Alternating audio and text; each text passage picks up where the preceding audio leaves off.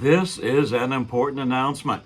Beth and I have been invited to take a slot on the Truth Be Told radio network every Saturday from 1 p.m. to 2 p.m. Eastern Time.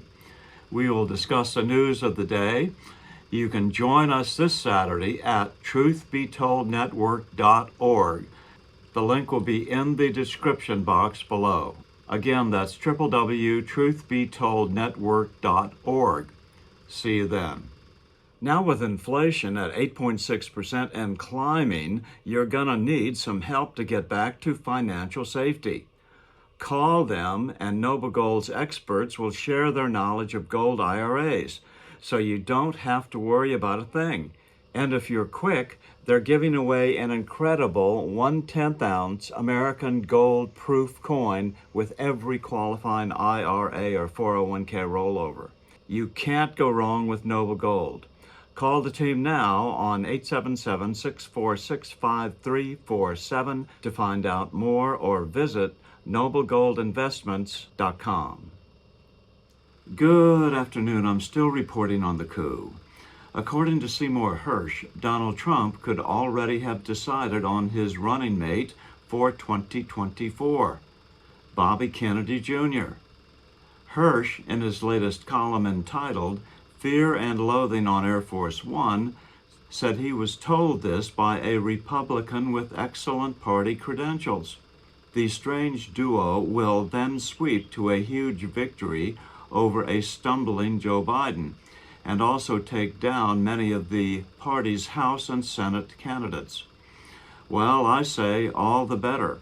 Take out the worst of both parties, most of whom are really supporters of the Joe Bribe-en foreign policy anyway. Why our name change for the resident-in-chief? It's recently become apparent that Jumpin' Joe should really have been named Joe Bribe-en from the start, since his family has allegedly been in the bribing business for quite a while. However, the rule by bribes mentality is what is now steaming the world into another two-fronted world war, but this time with much more powerful weapons existing which are already forward deployed.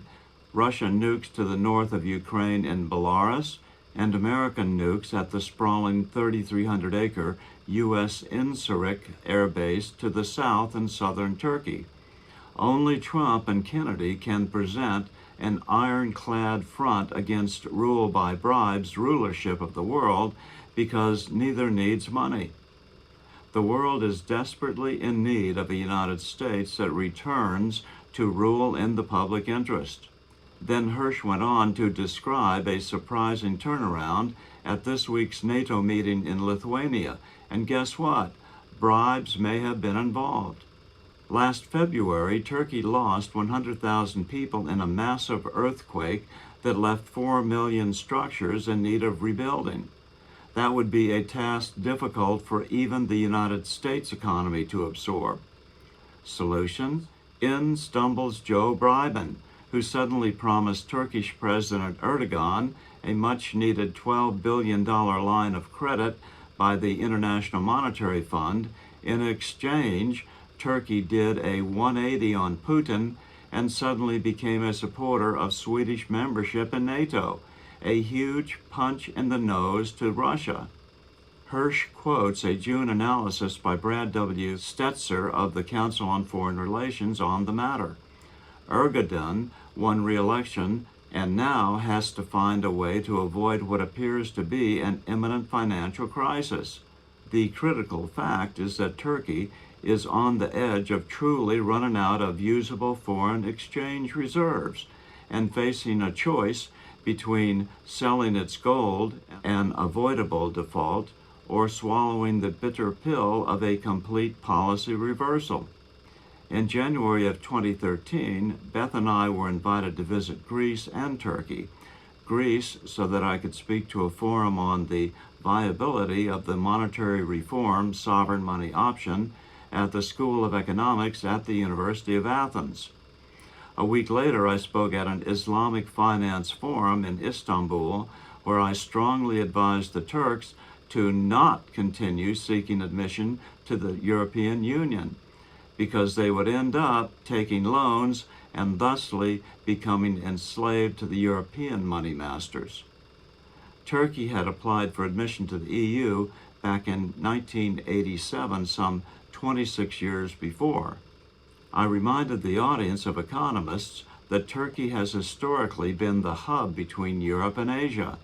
It's been the case for centuries, and it's still worth its weight in gold today. Siding with Europe only would be a great strategic mistake for Turkey. Well, since then, Turkey became ground zero for the Muslim invasion of Europe in 2015. Turkey was the most convenient land route for those who German Prime Minister Angela Merkel welcomed into Europe. Although having millions of unwanted refugees invading one's nation is a financial problem, it also gave Erdogan tremendous leverage over Europe. He could literally turn on or off the spigot of massive immigration to Western Europe, and so the Europeans were forced to give Turkey a massive relief check from the EU of $6.5 billion to restrict that flow. In today's world, Erdogan has managed to maintain his nation as a hub so that the surprising announcement of taking the Bribe-en loan from the IMF in return for supporting Sweden's entry into the EU has brought competition for Turkish love. Suddenly, Putin announced that he would be making a rare state visit to Turkey next month, with another state visit from France's Macron tentatively scheduled for October. So it looks like Turkish love will continue to go to the highest bidder until adults return to the White House. Trump has already said he would end the war in Ukraine in 24 hours on day one of his return, or perhaps even sooner. But during the remaining 16 months of the amateur hour, Taiwan may be the real price of rule by bribery. I'm still reporting from just outside the citadel of world freedom. Good day.